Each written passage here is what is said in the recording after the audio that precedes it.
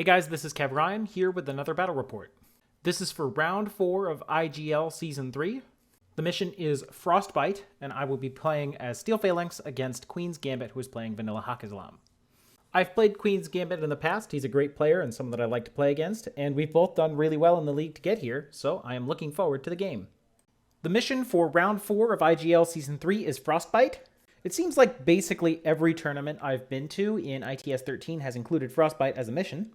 That's probably not all that surprising. It is by far the most thematic mission for Frozen Roads, and my understanding is that it is a fan favorite that they brought back from previous seasons. For my part, I mostly like the mission.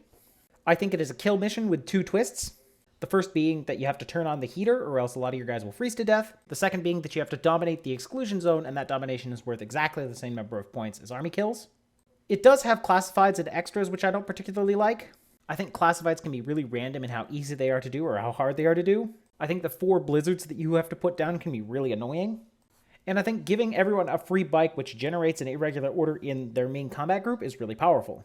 You know, especially if you're like me and you're running limited insertion, so that just amps up the number of orders I have in my main combat group already. Even so, it's thematic, it's fun, and I see what they're doing with this, and it's not the worst thing in the world. So, Frostbyte, kill mission, interesting twists, some extras that are basically diluting that, but it's still fine. To touch on the points briefly, you get 3 points for having more army kills, you get 3 points for dominating the exclusion zone at the end of the game, and you get 1 point for activating a heating unit plus 3 classifieds. And the most important twist is Killer Cold. In Killer Cold, unless you can get into a zone with a heater, or you are a heavy infantry remote or tag, you freeze to death at the end of the game. In particular, because the exclusion zone does not have a heater associated with it, the only troopers that can dominate the exclusion zone are heavy infantry, remotes, and tags. A single other trooper, which is designated as the Snow Ops, is also allowed to be in the zone without freezing to death. So when you're thinking about Frostbyte, it's a good idea to think about what you're going to have that can avoid being frozen to death. Now, one caveat, I don't think it's a good idea to assume that you're going to take your heavy infantry remotes and all that stuff and just dump it into the exclusion zone at the end of the game. Remember that this is a kill mission, and army kills are worth just as many points as dominating the exclusion zone. If you take your expensive heavy infantry into the midfield where your opponent can kill them, you may be losing your ability to win on army kills in exchange for an attempt at winning the exclusion zone. Thus, for my part, when I think about the heavy infantry Killer Cold interaction, I'm mostly thinking about the army kills aspect of things. If you don't heat something up, you're going to have troopers that die. And in the context of Steel Phalanx versus Haqqislam, I definitely feel like Steel Phalanx has more interesting heavy infantry relative to Haqqislam. Which is a pretty good segue to talk about lists. If you've been watching this channel, you probably have guessed that I am running the Big Boy list by XNed. I don't need to talk about this too much in general, but I will talk about it a little bit in terms of Frostbyte. Now, I have played this list on Frostbyte a couple of times in previous tournaments, and I've noticed that there are a couple of significant strengths and a couple of interesting, let's call them quirks. First of all, the strengths. Achilles, Hector, and Ajax are all heavy infantry, the 2 Lamids are remotes, and that is a huge chunk of points that are simply immune to the cold. If all I do is keep most of those guys alive, I can probably have a good chance at winning on points at the end of the game. Second, I do get a Snow Ops. I tend to find that Machaon and Akmon are the best choices for that because Phoenix tends to die. It's tempting to want to make Achilles the Snow Ops because then he gets an extra order for his Alpha Strike, but I don't always know that I'm Alpha Striking with Achilles on the first turn, and I find that having more reliable points that survive is a little bit better than having an extra order during my attack. The quirk, as I'm calling it, has to do with exploding heaters. In Frostbyte, you can blow up the enemy's heater, and if you do that, the heater no longer heats their zone. This in turn can mean that all the troopers that were trying to hide safely in that zone then freeze to death and die. However, in this season, the heating units punch back with some sort of stunning CC thing. It's not all that likely to succeed, but it's likely enough that someone like Achilles can't reliably explode the enemy's heating units without standing a very good chance of getting stunned in the process. Thus, if I want to blow up the heating units, I'm going to be using my Nomatarchos. Akmon is the primary candidate since placing D charges doesn't provoke the CC back. Ajax is the next candidate, and if he does get stunned, then I could use Machaon to cancel his stunned state. The problem is, if I run my team over to explode the heating units, there's a good chance they run out of orders and get stranded. And if they are stranded, then Akmon, Machaon, and Phoenix are all candidates for freezing to death. One may be the Snow Ops, but the other 2 are still going to be 60, 70 points. And 60 or 70 points freezing to death for absolutely no reason is probably going to balance whatever it is that I'm killing by freezing my opponent's light infantry. As a consequence, I've learned that as good as I may be at blowing up the heating units, I tend not to actually want to do it. Better to spend my orders actually killing his things and then getting points into the exclusion zone than it is to, blow up his heaters and then have my own guys freeze to death in the process. So that about sums things up with this list on Frostbyte. Here we're going to talk about something like my opponent's list. I didn't get it exactly right, but I think the broad strokes are here. First, let's touch on what I think are the standard, not surprising auto-includes. You have Zulika, who is incredibly cheap and incredibly deadly for her points. You have a Coom Rider. I think he chose the 10 or 11.1, but in general, in Frozen Roads, they get a buff, so it's nice to take them. You have 2 Daylamis, no surprises there, and a Fide, again, not terribly surprising. Another pick that may at first seem interesting, but I think is actually pretty standard for Haqqislam, is the Chaitanya Missile Launcher Bot. This is just the bog standard guided missile striker. But the reason that I think you see it in a lot of Haqqislam lists is because Haqqislam has these Barids. Or maybe it's pronounced Barid, which would be funny in this mission because I think Barid means cold or something like that. Anyway, the Barids are Whip 14 hackers that come with their own pitcher. Combined with the fact that Haqqislam lists can function very well without spending that much SWC, the Barid enables you to throw a pitcher across the board and guided missile strike things with relatively little impact on your overall list. And indeed, this Barid is primarily the threat that I was most scared of walking into this matchup because, as we talked about in the previous matchup, guided missile strikes tend to be one of the things that are very scary for this particular Steel Phalanx list. Now, I think my opponent overdid it with the hackers. He has 2 Barids and a Gulam hacker. That's 3 hackers. And having 2 Barids might make sense, especially if one of them is a killer hacker and one's not a killer hacker, because then you can put 2 pitchers, one on either side of the map. But this third hacker is not going to add that much in this game. Maybe it's there for coordinated spotlights. Maybe it's there for extra splitting of arrow when the enemy tries to get at you. I don't really know. But none of those are going to be particularly relevant in this game. 2 other, what I think are pretty standard pieces are the Mukhtar with MSV2 and the Red Fury, and Saladin with the extra command token. Saladin in particular seems really necessary in a vanilla Haqqislam like this. Vanilla Haqqislam is going to have so many irregular orders that having a lieutenant with an extra command token and having that Strategos for the extra order and having the repeater to tie in with your basically auto-included Barids is going to be a good idea. So what does that leave us? Well, it leaves us with some order-generating bots, the Fanus and the Rafiq. Both of those are repeaters. Both of those are pretty useful, especially given that we have countermeasures in the mix. And it leaves us with a Havza, who can pretend to be Saladin, and the Shakush. I don't know how I feel about the Havza. It's a relatively cheap way of keeping Saladin safe, cheaper than the Farzan Chain of Command, for example, but the Farzan Chain of Command is a midfield specialist, whereas the Havza is really just an order generator. Maybe it's fine, maybe it's not, I don't really know. And then we have the Shakush. The Shakush is interesting. It's 58 points, which is not that expensive in general, but it is much more expensive than anything else in this list. It comes with tactical awareness, which is nice. It's 6'2", which is pretty nice. I think it's BS 14, which is higher than the Gecko, and it's armor 6'6" with 3 wounds, so it's fairly chunky. However, aside from that ballistic skill, it doesn't really have any tools to win face-to-faces. It's only burst 4, and its HMG is only an HMG. It does not actually have AP. And in this particular game, the Shakush is largely unable to shoot at Phoenix and largely unable to put wounds on Ajax. Against the big boy list, I feel like a hammer that cannot handle either of those 2 threats is not going to get a lot of work done. And indeed, that's exactly what's happening. So to summarize, a fairly standard vanilla Haqqislam list in my opinion. It goes a little harder into the hacking game than I was expecting, but given that I'm weak against guided missiles, this is at least a little scary, and a big chunk of points spent on the Shakush.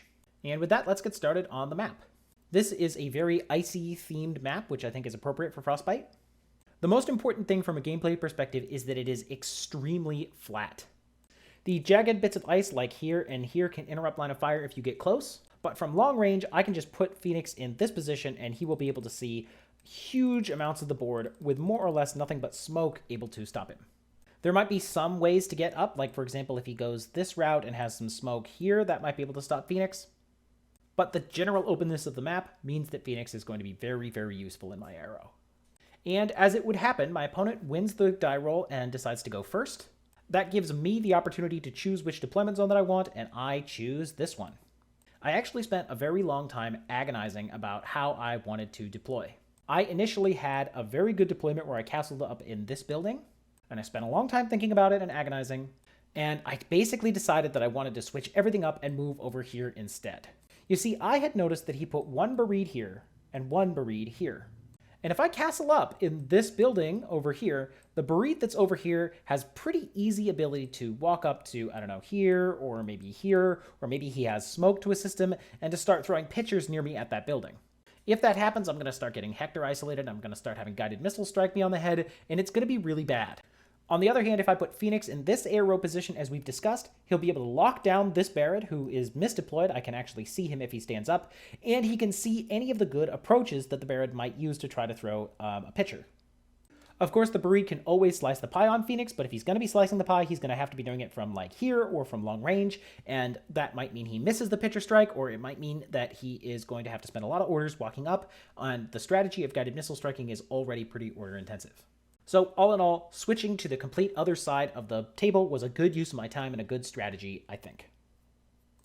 All that having been said, let's talk about my opponent's deployment. He has a Barid. This is the Mukhtar Red Fury. It will be his data tracker, HVT, Kum Rider, Fanus, I think, or maybe it's the FO bot. This is the other one. This is the missile launcher bot. This is Zulika. This is Motorized Bounty Hunter, Saladin, Prone. I think this is a Havza pretending to be a fake Saladin, although it might be the other way around. Gulam Hacker, another Barid Hacker, Daylami, and then this is a Fide. Oh yeah, and this is the Shakush. Meanwhile, here is my long, agonized deployment. I have a net rod that made his combat drop and kind of just hid over here. I have a net rod that failed here. This is Akmon. He's going to be my snow ops. Normally I do Machaon, but I wanted to put Machaon over here in case there were a Fide that got deployed. And I think that was wise because the Fide did in fact get deployed here. So I put Akmon over here and Akmon's my snow ops. This is Achilles. He's in a duo with Akmon. I have Ajax here. I have Hector, who's basically hiding down here. This is my Motorized Bounty Hunter. And Flashball Spot. I took great care to try to watch this section of my deployment zone because I knew that a Fide was likely to be coming. I also reserved Achilles and Phoenix. I didn't tell you where Phoenix was, but Phoenix is right here. And Phoenix is deployed in such a fashion that he can see the Fide, and Achilles is also deployed in such a fashion that he can see the Fide. That's not terribly interesting because the Fide is in impersonation state, but it does mean that he can't just spend an order throwing smoke safely, or else I will see him and shoot him and contest the smoke throw. An important note on why Hector is down here instead of up top on a more commanding ARO position. I was worried about an Azrael. The Azrael, especially the Feuerbach profile, can just see Hector, and because of the continuous damage, because of the AP double action, has a pretty decent chance of simply killing Hector straight to dead in one order. It's not overwhelmingly likely, but in a mission like Frostbyte, where having a big chunky heavy infantry is so important, I was genuinely concerned that my opponent might bring that, and if he brings that, then of course he's going to reserve it, and of course he's going to use it to just shoot at Hector if Hector's standing up. So I had to hide Hector. The reason I chose to hide Hector in that particular location is because this building is just about 8 inches long. And so if my opponent decides to throw a pitcher right here, for example, Hector might be in hacking area, but if he survives the Oblivion, he is able to then fail guts and get out of the range of the strike. Thus, even if Hector gets isolated, they can't target him and guided missile strike him. Doesn't do me any good if my opponent puts a pitcher on the platform, but it might be difficult enough to slice the pie on the platform that my opponent won't try to put it there. Okay, so how does the game actually go? Well, the first thing my opponent realizes is that this Fide is not going to be getting any work done. He uses the Strategos of Saladin to move the guided missile bot into group 1, but then he realizes that he won't actually be able to get a repeater up to me in a fashion that will be useful. What that leaves is he has some bikes that he might try to use, and he has the tag. Seeing that the tag is probably the best choice to use, he decides to use the tag. The tag runs up to here and starts blasting away. There are some important notes. For example, Phoenix can actually see the tag where he is currently deployed, which is kind of nice for me. My opponent is therefore forced to spend an order moving the bounty hunter out of the way. But ultimately, the tag basically spends a lot of time shooting at Phoenix, Ajax, and Machaon, and he doesn't really get a lot done. Machaon's able to throw smoke. The Phoenix is able to just win the face-to-face roll, I think once it actually wounds the tag, and Ajax just tanks everything that comes in. Thus, at the end of my opponent's turn, the tag is in the middle, and it goes into suppressive fire, but I have taken no casualties. Now, during this process, my opponent is trying to figure out ways that he can get pitchers near me, but he concludes that with Phoenix in this commanding ARO position and Ajax helping him, there's just no way that he can reliably do it. The only other thing that the two of us noticed after the game is that this Fide might have been able to run to this position behind the building and start throwing smoke here and maybe here or something like that, and in so doing might be able to block off Phoenix's line of fire so that the Fanus bot can run all the way over here and get into repeater range. Hindsight's 50-50, so I don't know if that would have worked, but it is an alternative approach to spending the Shakush's orders to run up here, shoot things, take a wound, and not do any damage. Other than that, my opponent does do some shuffling. I think the FIDE ends up, crouched somewhere with a mine next to him, but broadly speaking, not a heck of a lot actually happens. Here is the Shakush's midway position where he's taking a lot of gunfights. And one thing that QueensGamit does, which I absolutely love, is he scans in his own actually painted models. So this, I think it's an Ulan, and I think it is actually the Shakush that he uses when he plays at the table in real life. That's really cool. It's a great way of bringing in the miniature painting aspect of this hobby, and it's cool to see the guy standing there. Anyway, this is what things look like at the end of my opponent's turn. The Shakush is standing in the middle, the FIDE's over here with a mine placed, Zuleika's moved over here, the Motorized Bounty Hunter has moved over here, and I believe he has taken his Rafik and put it there to be a repeater in an annoying position. So it's now my turn. My first thought is that this missile launcher is incredibly scary and I'd like to try to kill it. I have my order pool entirely intact, so I will have 14 orders with which to spend on Achilles or whoever it is I want to attack with. And what I'd like to do is take Achilles, run him into the middle, and then kill the Shakush and everything else that he sees, and then run and gun his way over here, and then murk the Chaitanya remote in close combat or something like that. Unfortunately, that does turn out to be too aggressive. I spend 2 orders with Achilles trying to gunfight the Chaitanya. I have an AP Spitfire, so it's not the wrong gun, but my good range band is 24 inches, so he is suppressive firing me. And I think I win the first face-to-face but do no wounds, and then the second face-to-face, I lose it, and Achilles takes a wound in the process. That didn't work out so well, so the next thing that I do is I take my Nomatarkos, I run it over here. In the process of running it over here, I have Ajax trip the mine, and I have Hector do one of the 2 discovers on the FIDE, and I do all that while I'm moving, so it's not inefficient. And then I get Phoenix to this position, which is outside of 24 inches from the Shakush, and Phoenix takes his shots. And I think Phoenix either gets 2 hits, or maybe he gets a crit or something like that, but between the fire and the fact that I ignore cover, and the fact that my opponent rolls badly on his armor saves, means I actually burn the Shakush to death in a single order of Phoenix shooting at it. So yeah, it took 3 orders if you count the ones that Achilles spent shooting at it, and it took a couple of orders to walk over there, but I did kill the, Shakush pretty easily. Unfortunately, I don't think I'll be able to death march Achilles all the way across the board unless I win every single face-to-face along the way. What I do instead is march Achilles into the midfield and shoot at what I can. I only end up killing the Motorized Bounty Hunter, but I'm doing things like shooting at this Coom Rider who has Mimetism in cover, and that just doesn't succeed, but nor should it. Akmon spends 2 orders trying to push a button and fails. He spends 1 order completing a classified to sabotage this thing, and then I retreat to a defensive position. So at the start of my opponent's turn, things look something like this. You can't really tell, but Achilles is there. He's got 1 wound from the Shakush. He's still in a duo with Akmon, who's right here. Akmon was just too slow in order to get him somewhere with better cover, and here is what things look like. My opponent decides to spend his Snow Ops Mukhtar guy and use that as the gunfighter. He runs up to this position. During that process, he has to use the Coom Rider to throw smoke. I think he has to throw smoke here, here, and then here. All of this is because Phoenix is still in his commanding ARO position. So 3 orders of smoke throwing later. The Mukhtar then has to spend, 3 orders or 2 orders or something like that running up to this position, and he can start shooting at Akmon and Achilles. On the one hand, the Mukhtar Red Fury is able to shoot at Achilles, who does not have Sixth Sense, out of smoke. On the other hand, Achilles still dodges on a 15, and he has armor 6, and he's in cover. So throughout this process, my opponent throws a bunch of orders shooting at Achilles, and I think he only succeeds in putting 1 more wound. So Achilles is still conscious by the time he manages to guts to safety into this position.